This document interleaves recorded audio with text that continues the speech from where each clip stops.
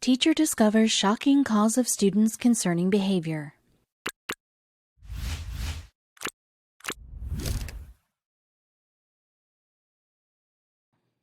Kindergarten teacher Nancy Bleuer practically spent more time huddled over children's books or cleaning up craft stains than she did resting at home. She knew she was put on earth to be of service to others, and that's part of why she became a kindergarten teacher.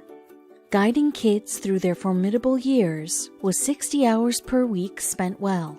Still, she never expected her job would thrust her into the middle of a life or death situation. One of Miss Nancy's pupils was a 4-year-old named Camden Peterson. A bright, energetic, and social kid, he carried a secret with him that not even the intuitive Miss Nancy could figure out. The secret bothered him, it scared him, and whether or not he knew it, he always wore it on his sleeve. He never spoke about his situation, however, at least not directly. One day at school, Nancy Bleuer noticed something was wrong with her student. Camden was acting strange, silent, and reclusive. Was he sick? Was something wrong at home? Was he feeling out of place? She was intent on getting to the bottom of it, so she monitored him carefully. After days turned into weeks and no improvement on Camden's part, Nancy asked if they could talk in private.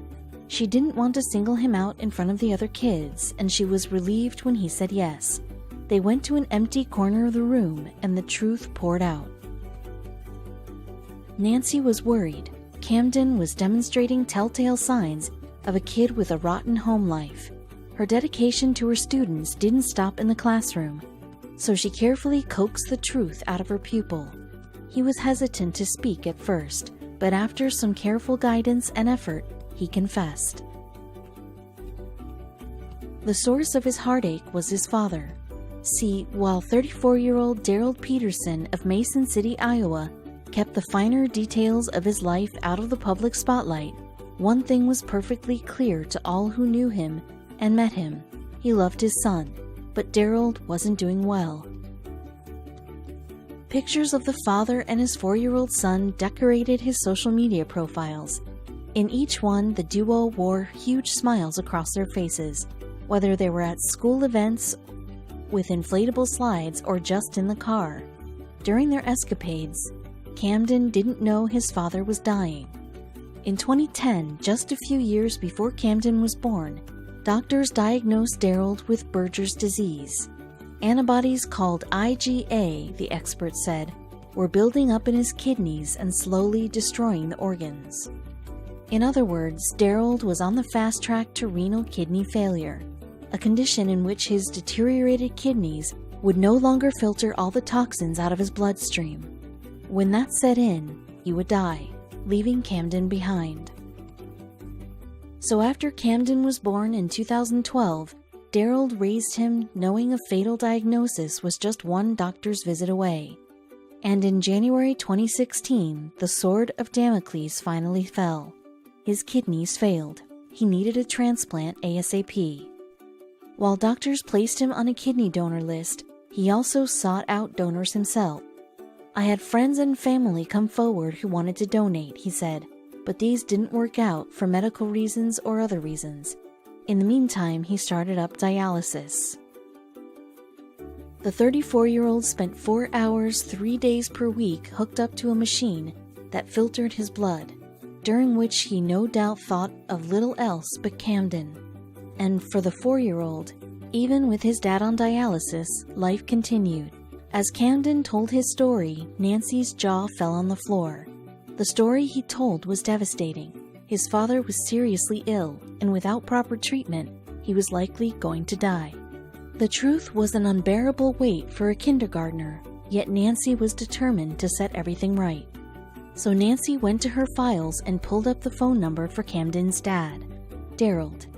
He, of course, had no idea that he was about to receive this call. When he first realized it was Camden's teacher, he worried that his son had gotten into trouble. The teacher told the father that Camden had spilled the beans, and Daryl was embarrassed beyond belief. Nevertheless, he filled her in on all the details 4-year-old Camden wasn't privy to.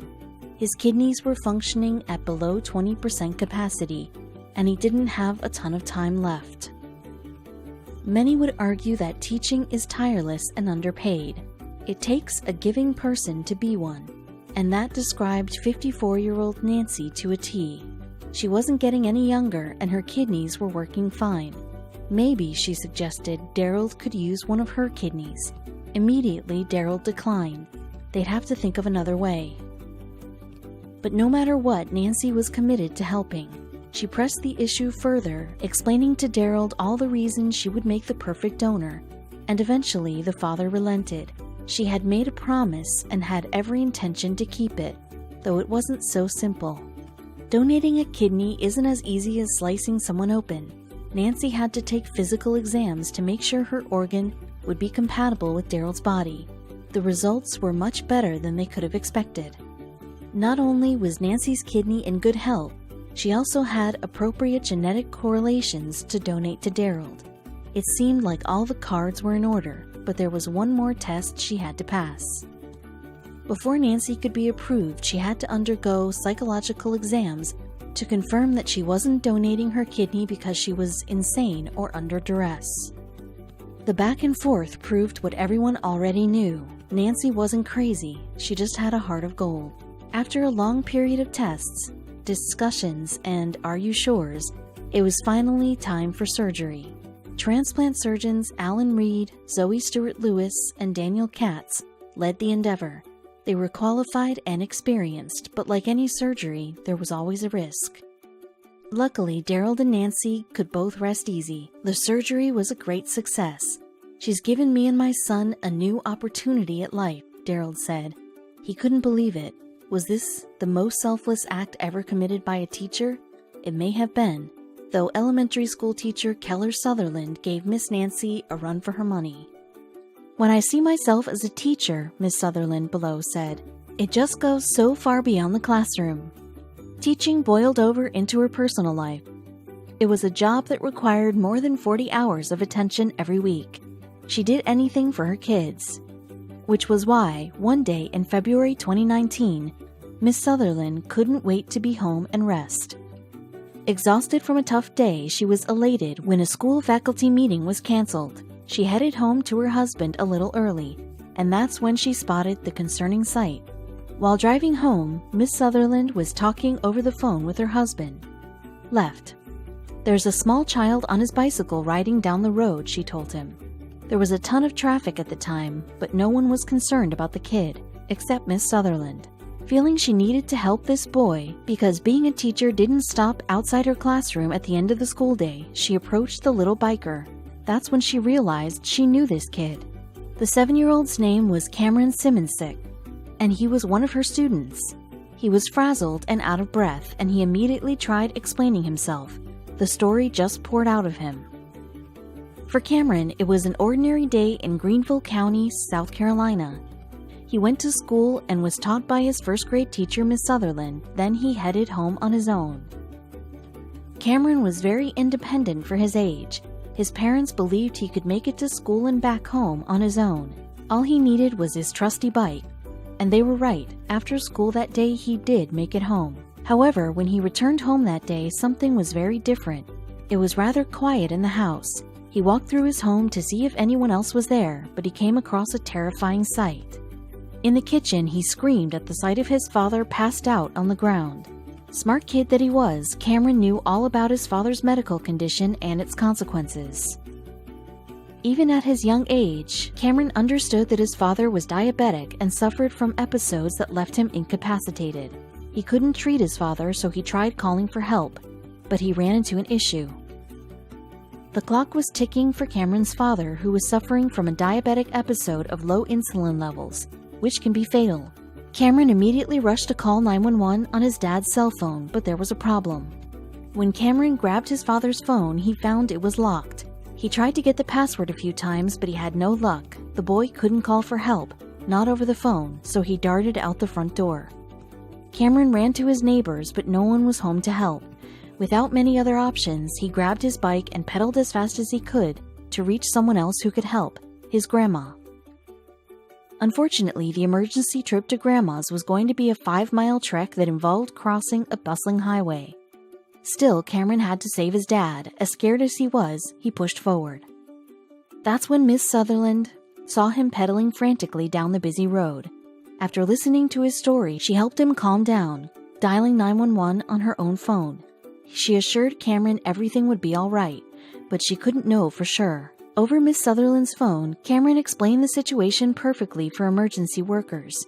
He told them his home address and about his father's diabetes. From there, EMTs rushed to save his father's life. When EMTs arrived, Cameron's dad was given the insulin he needed. He increased his sugar levels by eating crackers that Miss Sutherland happened to have on her. Slowly, he regained his strength. Word of the heroism made it back to Ellen Woodside Elementary. There, administrators implemented lessons for their students on how to handle emergencies, telling students to know their addresses, important phone numbers, and the medical history of their family members. Miss Sutherland also took the time to honor Cameron's bravery. I am still overwhelmed by the amazing strength and determination this child had to do what he was attempting to do, Miss Sutherland later explained. Even though he didn't make it to Grandma's, I am incredibly grateful to have passed by him when I did. The ordeal gave Miss Sutherland a great deal of confidence. Saving a life was all in a day's work. Cameron not only had his dad safe and healthy, but he also had the wonderful teacher who was there for him that day. Across the country in Arizona, Elizabeth Milledge most certainly would have done the same. See, much like Miss Sutherland, Elizabeth Milledge was a top-notch educator. Bright posters hung on her classroom walls, colored pencils filled boxes, and bright note cards were organized in filing cabinets. But in 2019, she let the media in on a little secret. Anything with color came out of her own paycheck, Elizabeth half-joked.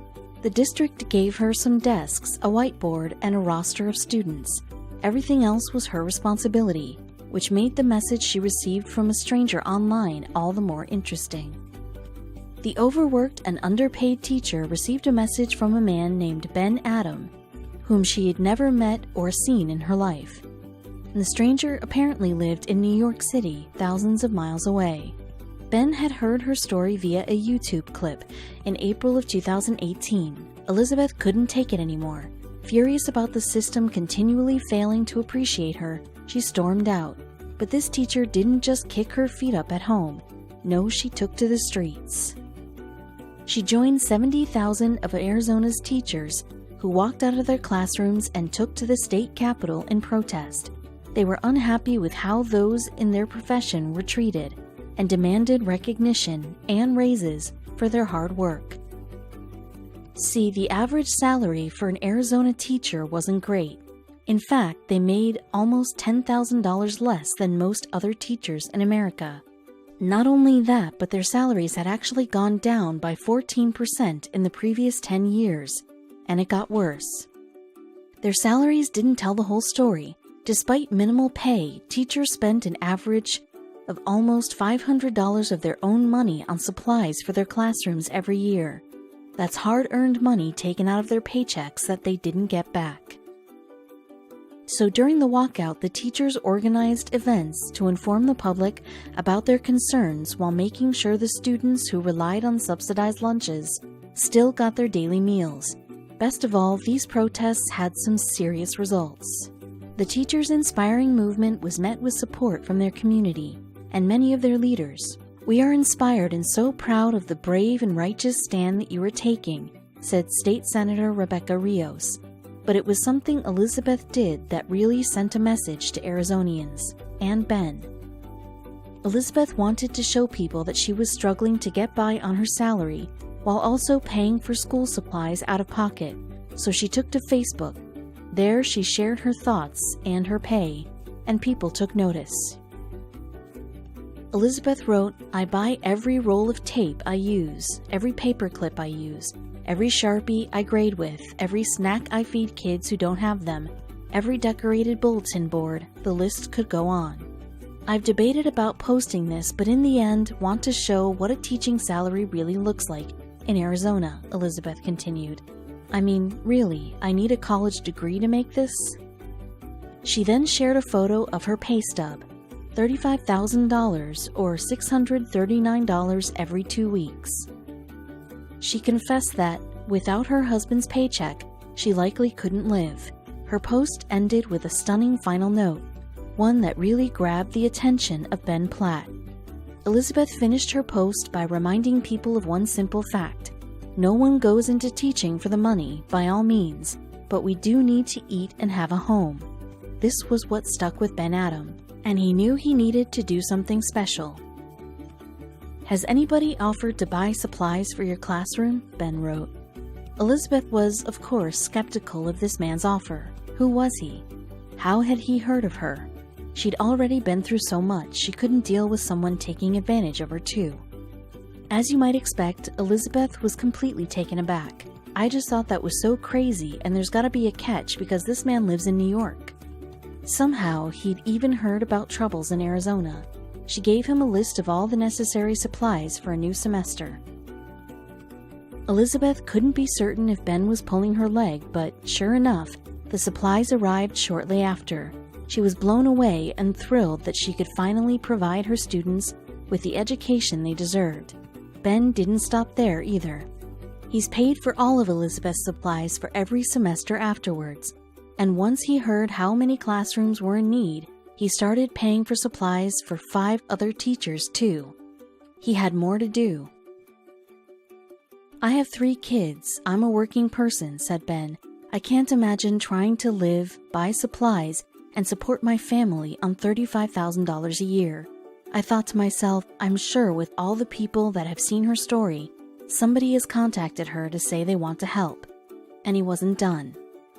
Ben had another idea up his sleeve. Knowing there were thousands more teachers out there struggling to stock their classrooms, Ben set up Classroom Giving in 2019, a website that let people across the country buy supplies for teachers in need. Since April of that year, the website has helped 37 teachers fully supply their classrooms. The support was overwhelming and allowed these teachers to provide their students with everything from school books to paintbrushes.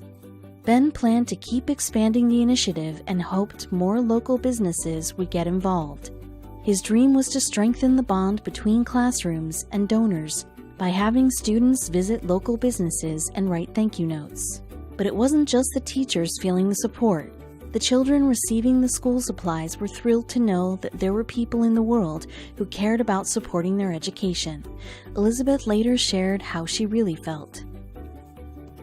Elizabeth was hopeful this sparked change for teachers in her state, to show kids, teachers, and school districts that our local businesses are as invested in education as someone across the country is, she said, could be really revolutionary for the culture of education in Arizona. In the meantime, Ben's program could go a long way in helping dedicated teachers like Leland Michael of Des Moines, Iowa. He knew kids are the future, but he too struggled to pay for supplies. Leland thought education was so important when he went into it professionally himself. He taught at Lincoln High School in Des Moines, and he loved working with the young, bright students. In fact, Leland frequently attended teacher rallies around the country to show his support of the hard work they all do on a daily basis. Teaching was often a thankless job, but Leland loved spending time around others who were as dedicated as he was. Leland and his wife were thrilled to finally start a family of their own. No small feat considering his small salary. While teaching was a rewarding job, it wasn't one that brought home the big bucks. But Leland took it all in stride until that fateful trip to Walmart. Every year, a few weeks before the fall high school semester started, parents, Leland included, shopped for all the supplies their students needed for the upcoming school year. Having the necessary supplies was important, but Leland knew many of the parents had mixed feelings about it. Every family came from different economic backgrounds, and it wasn't as easy for some parents to afford all the supplies. And while Leland perused the local Walmart for classroom items, he came across a large group of parents angrily discussing the fact they had to purchase supplies. They even turned to Leland and started complaining. None of them knew he was a teacher, nor did they know that he was using money from his own pocket to buy supplies for the kids in his classroom. Leland felt pretty dismayed by what he heard the parents say. None of them had any idea of just how hard public schools had it. How many of them, just like him, had to scrounge for pennies in order to give their students a fighting chance. That's when it happened. Leland felt someone tap him on the shoulder. He turned around uneasily. He saw a man with an angry face glaring back at him. Leland was concerned. Was this angry parent going to take out his aggression on him? But then the man finally spoke. The man asked if Leland was a teacher. When Leland confirmed, the man, who had with him a young daughter, proceeded to thank and praise him for the hard work he and every other teacher in the district puts towards their kids. Next, he stuck his hand in his pocket, and he offered Leland a $25 gift card to help with the supplies he was buying. It was an act of generosity the likes of which Leland had never encountered before. This was an act of kindness that came from deep within the heart. Leland used the gift card to help pay for all his classroom supplies, and as he was walking through the parking lot to his car, he spotted the man and his daughter. Leland walked over and thanked the man again for the wonderful gesture. Leland then explained why the gesture was extra special. Leland told the man about the angered parents he encountered and the comments they made to him. They were completely unaware he was a teacher himself, and their comments had very nearly driven him to despair. But then he met that kind man and his daughter. See, while the angry parents might have brought him down, this man and the positive example he was setting for his daughter had given Leland hope for the future. That young girl saw her father give the utmost thanks to a teacher, which would have likely meant she would walk into her new classroom at the beginning of the year with respect for her educator. This respect was necessary to attain a particularly special reward: a college degree. Students who planned on continuing their education after high school needed to look up to teachers and see them as role models, trying to help them be the best they can. Just because a student wasn't able to gather all of the necessary supplies, it didn't mean they weren't going to succeed. Sure, the supplies helped, but if the student had an eagerness to learn, they'd be just fine, and hopefully a teacher would spot that desire and help them with the costs. Leland's wife was always proud of her husband and his drive to educate the youth. She knew the job came with ups and downs, but his passion to help people grow positively was the reason she fell in love with him. She planned on sticking by his side through every ebb and flow of his career. When Leland first heard those angry words, it was impossible not to feel resentment towards the parents' attitudes. But his whole day turned around when he realized there were people out there who truly appreciated him, and teachers everywhere. Teachers have undeniably difficult jobs. How they can ever accomplish what they want to do with so many challenges in their way is beyond belief, but it certainly isn't beyond acknowledgement. But sometimes even the best teachers find their way into trouble. Jocelyn Morphy is a 32-year-old woman who lives in Miami, Florida. She was a first-grade teacher and she loved what she did. The kids loved her back, and the parents adored her as a teacher. Everything was perfect, or so it seemed. Jocelyn was well known by the parents and staff and was one of the most popular teachers at the school. Parents of her students praised her and referred to Miss Morphy as the Mother Teresa of teachers, and for a good reason. As a teacher of children who are so young and impressionable, Jocelyn found it difficult to talk to her students about the tragedies that occurred around the world on a daily basis. She wanted her conversations with them to be filled with hope rather than fear. Together with her class, she started brainstorming ideas on how to give back to the community and instill hope in her students. They came up with the idea to volunteer at their local homeless shelter. Jocelyn recalled, "When I came back from that first feeding, I asked the school if it was possible for them to back me up, and I got authorization to send out a letter to the parents stating what's going on and if they would like to contribute in any way." Additionally, Jocelyn used her platform on social media to start a program to encourage her students, their parents, and the community to join her in her new initiative. She used the hashtag #TeachHope to spread the word. With her social media campaign and the support of her students, Jocelyn was ready to start her campaign and could only hope that the community followed in her footsteps. Jocelyn was overwhelmed with support when her students and their parents showed up to volunteer at the homeless shelter with her. Parents also brought generous donations like loaves of bread, meat, cheeses, and snacks to bag up and hand out. Ms. Morphy's students were passionate about her new program. A class parent and co-worker stated, "They wake me up bright and early on Sunday saying, 'Mom, we have to teach hope.' She was an integral part of the school, community, and their lives." Having their kids spend every day with the Mother Teresa of teachers is every parent's dream. That's why the parents were immediately concerned when Jocelyn stopped showing up to school, and very confused. See, Jocelyn was scheduled to have some time off from work because she was celebrating something very special. She was about to marry the love of her life and best friend. She just assumed when it was all over, her life would return to normal. Prior to the big day, Jocelyn set up a wedding website to show all of the important information regarding her wedding and to inform her guests of the festivities.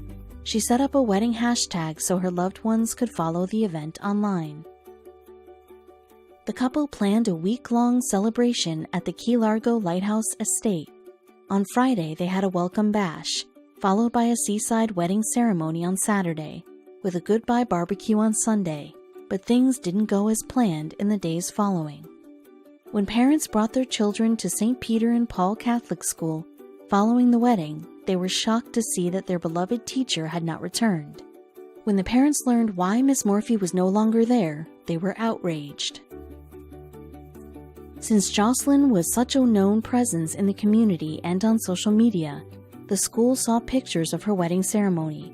According to the school, what they saw in those photos left them with no choice but to fire her. Her Instagram displayed photos of Jocelyn and her wife joining in holy matrimony. Because same-sex marriage is not accepted in the Roman Catholic Church, the school relieved Jocelyn of her duties as a teacher at the school. Jocelyn took to her social media and wrote this, "This weekend I married the love of my life, and unfortunately, I was terminated from my job as a result.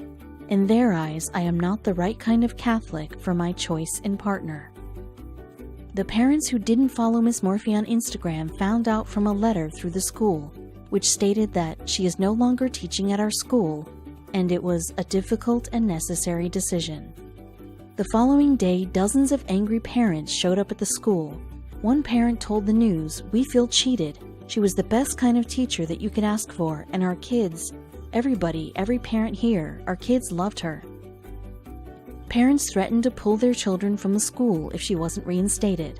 Unfortunately, Catholic schools, like many other schools, are not subject to the state's public school laws. So in the eyes of the Catholic School Board, Miss Morphy was in violation of her contract when she married the woman she loved. As of 2018, Jocelyn was seeking legal advice to figure out her options. Her attorney stated, "Jocelyn is humbled by all the love and support she has received from family, friends, the students' parents, and the public. She feels that the manner of her firing was unfair, not only to her but to her students as well." Unfortunately, it's stories like Jocelyn's that cause many people to still feel the need to keep their sexuality hidden. Christopher Landis was no exception. The 43-year-old has been a teacher and choir director in Massachusetts for the past 6 years. You always walk into his classroom and he's always there with a positive attitude and maybe a compliment. "He's just so nice," Summer Forrest, one of Landis's students, said. What matters most to Mr. Landis is creating a safe environment where open dialogue is encouraged. His students can talk to him about anything, and they often take him up on it by letting him know what's going on in their lives. Since Mr. Landis knows so much about his pupils, he wanted to share some personal news with them too, but something left him feeling hesitant. Despite their love for him, he wasn't sure how they would take the news. See, on Christmas Eve of 2016, Christopher got engaged to the love of his life and was going to be married 2 years later, at the end of 2018. The couple was excited, but also worried about how people would react. What nobody knew was that Christopher's significant other was a man named Joe Mackenzie. In the past, whenever his students or their parents would see them out together, he referred to Joe as his friend. The school where Mr. Landis works, Hingham Middle School, is located near the coast of Massachusetts. While Massachusetts is a fairly liberal state, there are still groups of people who do not feel safe or accepted for who they are. Mr. Landis wasn't sure how his beloved students would feel about him being gay. He feared that they might not approve of his lifestyle and relationship, or worse, that they wouldn't be comfortable around him anymore. Despite the couple's best efforts to keep their engagement on the hush-hush, parents found out about their upcoming nuptials. Without Mr. Landis's knowledge, they devised a top-secret plan. At the end of the summer, I heard he was getting married. He's the best teacher and he makes every school function fun. We thought, wouldn't it be awesome to do something for his wedding? Joy Forrest, whose daughter is one of Landis's students, said. Forrest and fellow parent Margaret Foley started brainstorming ideas for a surprise in September of 2018, but before starting any real plans, they decided to reach out to make sure it was something Mr. Landis would like. We reached out to his fiancée because I wasn't really sure how he'd feel, Foley explained. He was immediately on board. He said he had also been trying to figure out how to incorporate the students because they mean so much to Mr. Landis. A group of parents got together and made sure that all his pupils from 6th to 8th graders would attend the couple's wedding with a surprise that would show their full support of their favorite teacher. We hoped we'd get at least 15 kids to go, said Forrest, after emailing the parents of about 60 choir kids. But instead, we have over 50 kids. It's such a testament to Mr. Landis as a teacher and as a figure in their lives. While Foley and Forrest visited the reception venue to clear their plans with the proprietors, the students worked hard on their surprise with the help of Donna Mayer, a private chorus teacher who knew Mr. Landis too. I was absolutely delighted and honored when they asked me for my help. It was an instantaneous yes from me, Mar told Wicked Local. This was a genuinely thoughtful and loving gesture for their teacher. With Mar on board, the students showed up every Sunday for 4 weeks to practice their performance. This meant the kids gave up 4 weekend days to do something nice for their teacher. It was the day of the wedding rehearsal, and as soon as the children appeared at the ceremony, the two grooms were overcome with emotion. The kids walked in gracefully, lined up with a smile, and began singing an all-too-familiar Beatles tune. There's nothing you can do that can't be done, nothing you can sing that can't be sung, nothing you can say, but you can learn how to play the game. It's easy. All you need is love. When Mr. Landis realized what was happening, he instantly started to cry. I noticed everyone was holding video cameras and I was wondering, what's going on? Landis told Inside Edition. Then I saw the first student come in and I was like, oh my goodness, but I don't think it hit me until all of these students came in and they were smiling and all dressed up. I started crying and they started crying. The whole performance was filmed and posted online where it soon went viral. I still get choked up watching it, a newly wedded Joe told the New York Times. I always refer to him as my friend because I wasn't sure how the kids or parents would take it, Landis said. When they came to sing, I felt like they were basically saying, it's okay, we know who Joe is. So now I say, Joe is my husband. At the end of the video, one of the students' moms comes up to Landis to explain the whole situation and inform him about how much they practiced. He was truly blown away by their dedication. As a middle school teacher, I see students struggle to figure out who they are and to deal with personal issues. I was so glad they were there, feeling the love in the room and knowing everything's going to be okay, that things do work out. But for one student, things didn't exactly work out. See, up until recently, Kayla Kennedy was your average 15-year-old girl living in Louisville, Kentucky, and attending Whitefield Academy, a local private high school, with her friends. Kayla was happy. She had an active social life, loved spending time with her tight-knit family, and participated in many wholesome activities, including her lifelong passion for athletics. Kayla had a birthday coming up, one she was very excited to celebrate. However, what was supposed to be a celebratory event filled with food, fun, friends, and family brought one of the most harrowing experiences of her young life.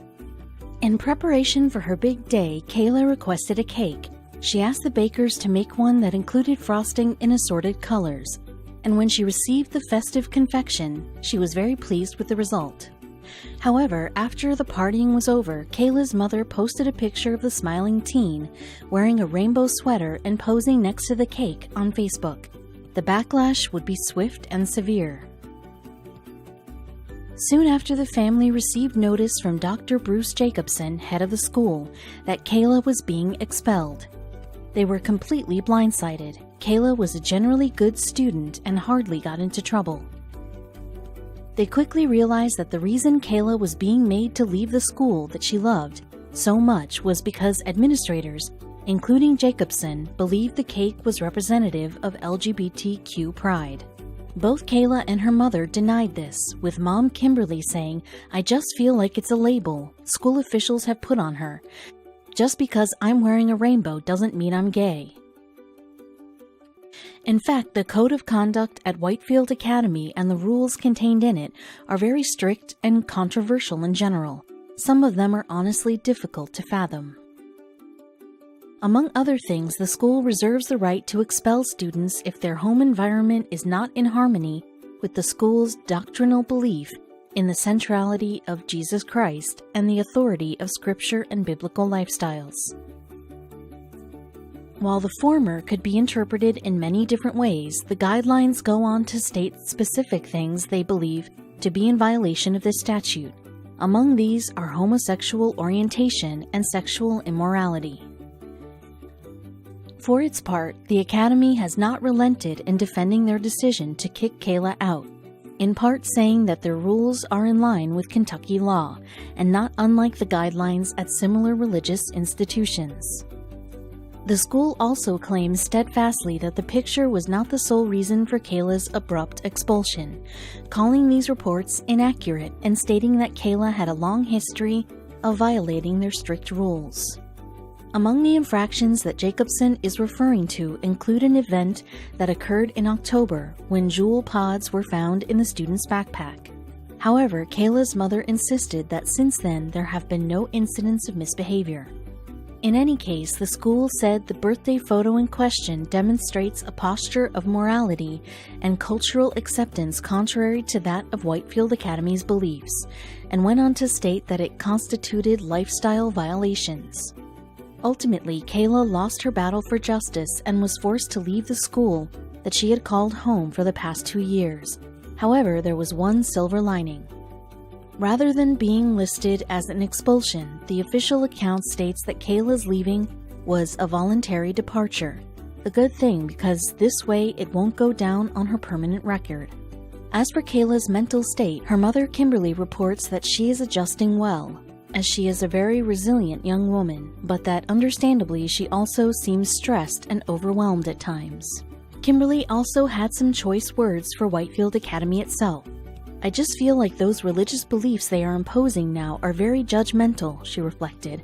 "That's not what I wanted for her." Kimberly and Kayla have decided to proceed with a lawsuit against the school for violating its own disciplinary code.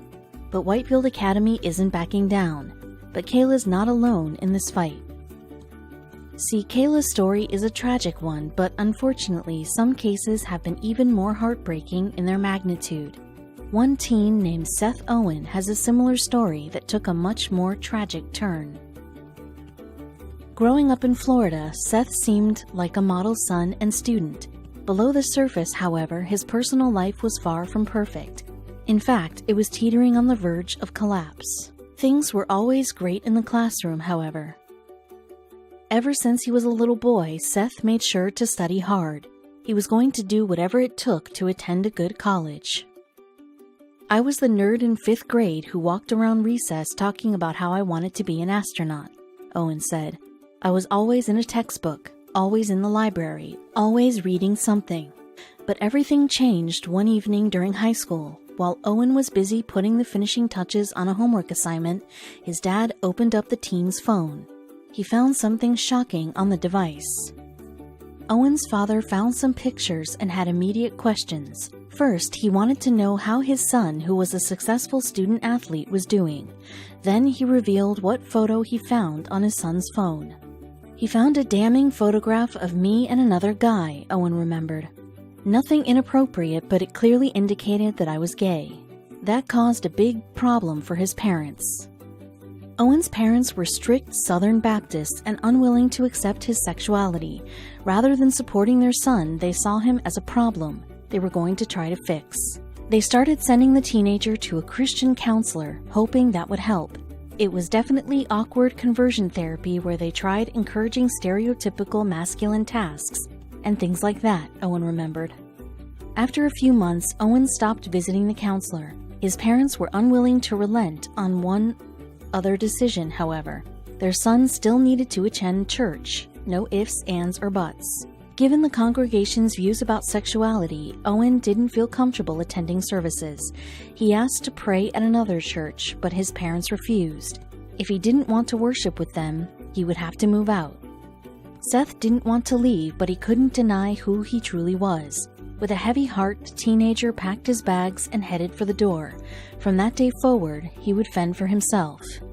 The upheaval didn't change his academic performance, however. Despite spending nights on his friends' couches, the teen was still accepted into Georgetown University. His college dream was finally coming true. A few weeks after leaving home, Owen received his admissions packet from the school. When he opened it and pored over the paperwork, though, his heart dropped. There must have been a mistake. When Georgetown calculated Owen's financial aid package, they factored in his parents' income. Since he was now on his own, there was no way the teen could afford his tuition payments. Understandably, Seth was crushed. He had spent his entire life working towards a college acceptance and thought he had received it, only to lose his grip on the opportunity at the last second. One of his teachers, Jane Martin, realized that Owen was struggling, even if he didn't want to admit it. She pulled a few of her colleagues together and they tried to set things right. Martin set up a GoFundMe page hoping to pay her students' tuition. "I know the goal seems unrealistic and the circumstances aren't ideal, but I also know communities can make the impossible move," she wrote. Before anyone realized what was happening, the page had raised over $100,000. Not only could Seth attend Georgetown, but he came to understand something even more important. People cared about him. "He has had so much support," Martin said. "I'm just excited for him to have his community literally come around and pull all of our arms together and bring him up and raise him up." By sharing his story, Owen hoped to inspire other teens to love themselves no matter what.